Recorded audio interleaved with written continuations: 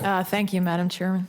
I wanted to ask Director Fleming, there is a project that Kinder Morgan has proposed in New Hampshire called the Northeast Energy Direct Natural Gas Transmission Pipeline Project.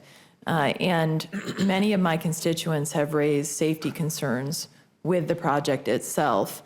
And one of the questions that our entire delegation has written to FERC about is the question about PHMSA's role, because if you look at the FERC website, FERC says right on its website, the Commission has no jurisdiction over pipeline safety or security, but actively works with other agencies on safety and security responsibilities. So one of the questions that we've asked that we haven't gotten an answer from FERC on, but I wanted to ask if you'd done any analysis on, is this issue of the involvement of PHMSA in actually siting pipelines as opposed to after they're already built, and the role that PHMSA could play with FERC in terms of a safety analysis up front during the pre-siting process.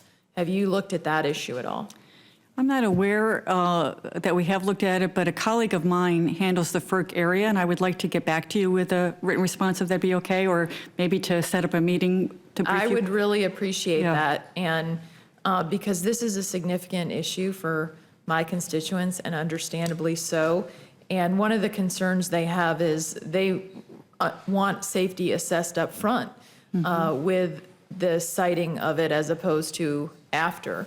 And so I would ask you, Chairman Hart, as the lead federal agency with pipeline safety oversight, what is PHMSA's role as we look at the actual permitting or siting of a new natural gas pipeline as opposed to after it's already in existence?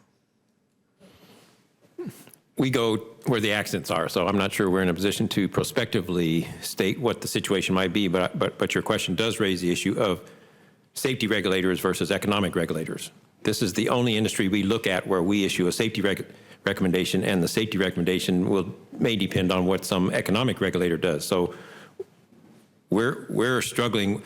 Again, that's out of our lane. The economic side is out of our lane, but we're struggling with how to get things done better on a safety side when the safety response depends on an economic regulator. We don't have a good answer to that, but it's going to take better collaboration, and maybe better collaboration between PHMSA and FERC early on might be a step in that direction, but that's out of our lane. Well, have any of your safety recommendations looked at the issue of requiring PHMSA to work with FERC during the permitting process?